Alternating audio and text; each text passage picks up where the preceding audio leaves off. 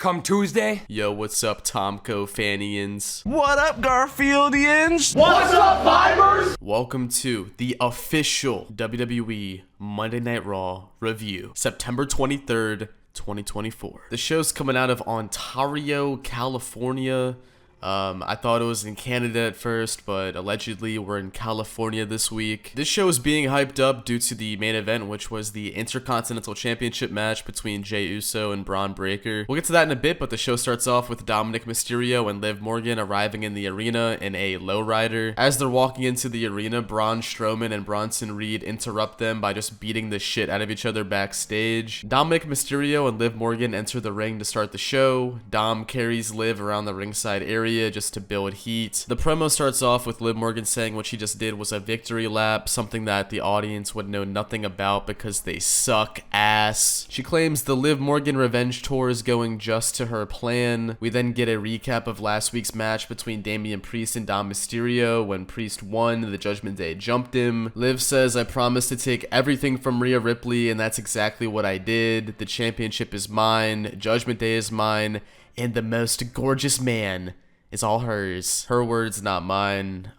Just want to throw that out there. Anyway, she gloats Dom around a little bit, and then Rhea Ripley interrupts, telling her to shut up. Liv tells the audience to shut up when Mommy Chance erupted. She then accuses Rhea of giving Damian Priest more attention than Dominic. Liv tells Rhea that she's going to beat her at Bad Blood because she's smarter than Rhea, and that she's had her beat for months mentally. Rhea doesn't really seem fazed by any of this. She then informs Liv that she's been fully cleared for Bad Blood, and also that the stipulation will include Dominic Mysterio being in a shark cage. I'm not gonna lie, I can't remember too many shark cage matches besides the one I believe it was like James Ellsworth was in the fucking cage or some shit. Or maybe it was Chris Jericho, I don't know. Before the ending of the segment, Rhea headbutts Liv Morgan, and then Liv proceeds to lay down and sulk in her sadness with Dominic. We then get a recap of Sami Zayn talking to Gunther and Ludwig Kaiser beating his ass. Gunther denies Sami Zayn's world title challenge in the recap. A lot of people were tired of Sami Zayn. They're talking about him being like potentially like Sammy Hogan, which I think is like fucking ridiculous. And that was during his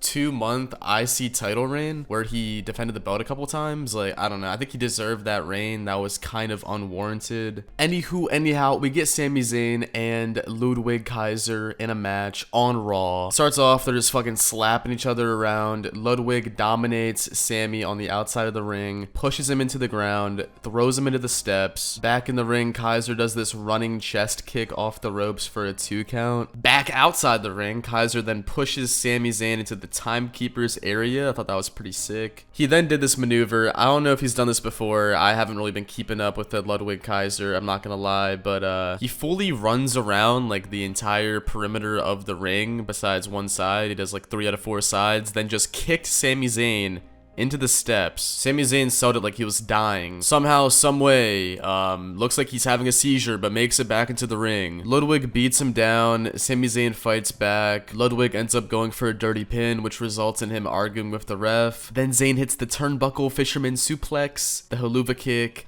and wins. Gunther then comes out as Sami Zayn celebrating in ring gear with the belt on, looking like kind of like he's oiled up a little bit, maybe. Gunther makes it seem as if Sami Zayn could be getting a world title match right there, right now. He says, "You have been begging for a world title match, and tonight is the right time for it.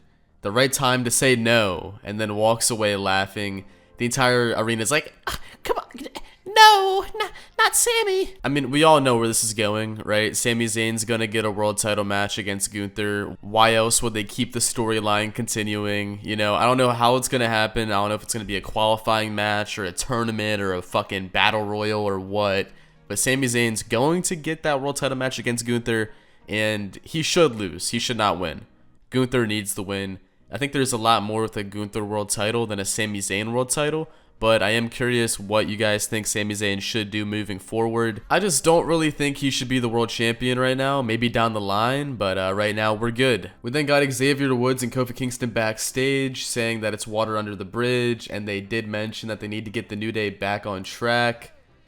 Talking about bootios and shit. Kofi says that he hasn't been making good decisions and that Xavier will be making the shots for the New Day, calling the shots. Fuck you. American made, fuck America. Interrupts, you know, you got fucking the Creeds, you got Ivy Nile, you got Chad Gable, you know. The Whiteys. Chad Gable tells the rest of American Made not to be like the New Day and to actually win championships. American Made says they're focused on real competition, no longer dealing with the Wyatt Six. The New Day says that they will show American Made what they're made out of.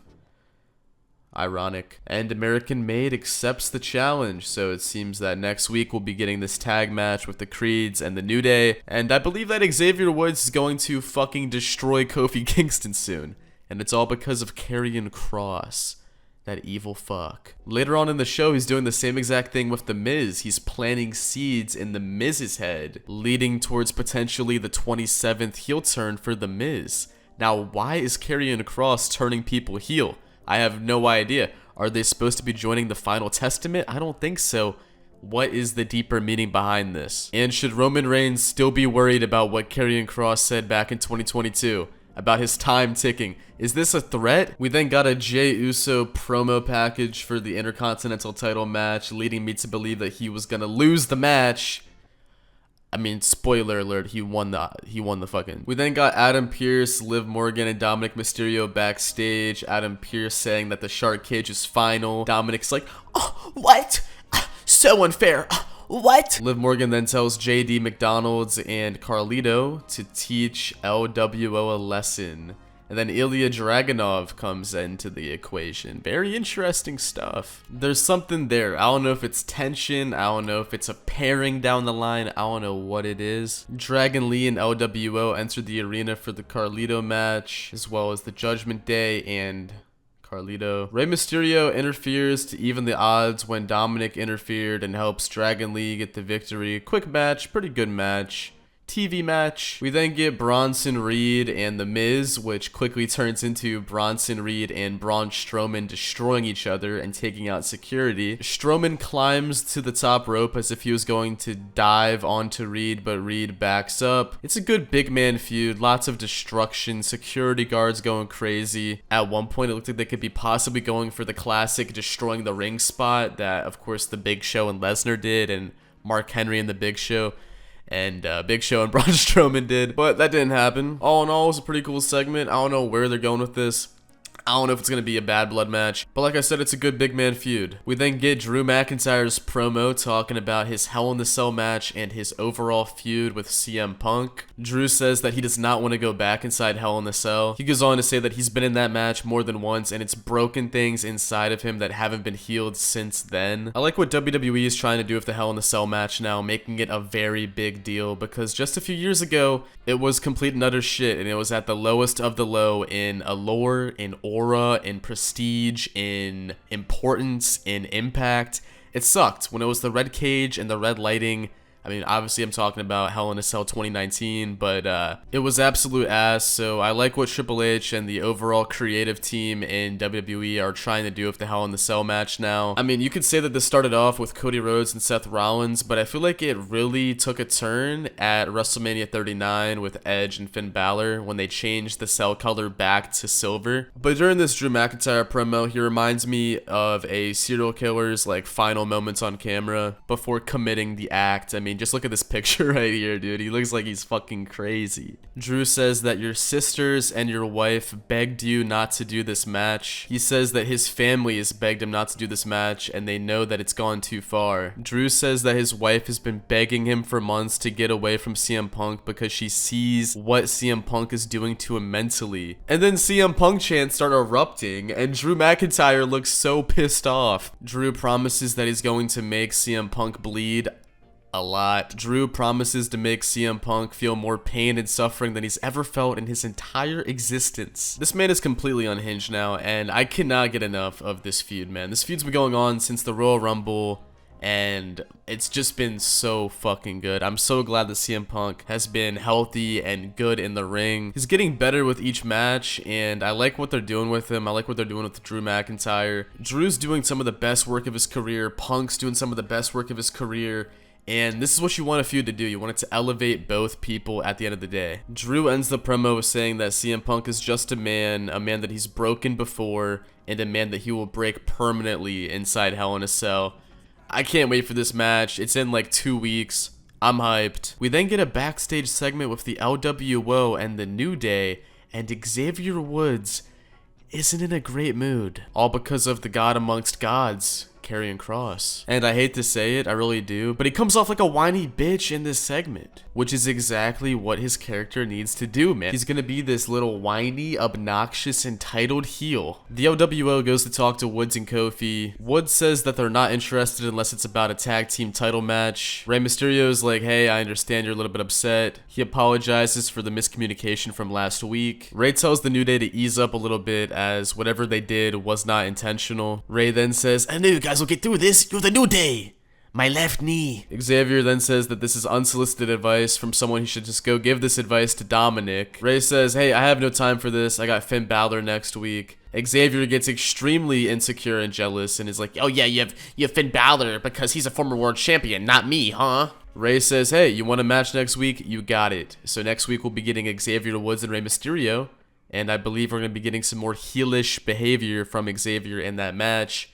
And then sooner or later, he's gonna fuck up Kofi. Main event time, Intercontinental title match, Jey Uso, Braun Breaker, let's go. This was a dope main event match that saw a lot of near falls. You had an Uso splash for a 2 count. You had Braun Breaker looking for an outside of the ring spear, but Jey Uso reversed it into a super kick. He then motherfucking speared Braun Breaker through the barricade. He then dragged Breaker into the ring, hit a spear, hit an Uso splash, and got the pinfall.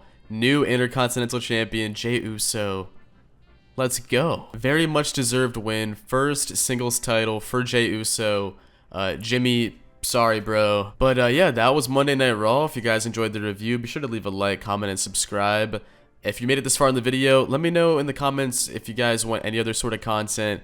I don't want to just exclusively make reviews, you know. I could do videos about certain things that have happened in the past or whatnot. I don't know. Come Tuesday,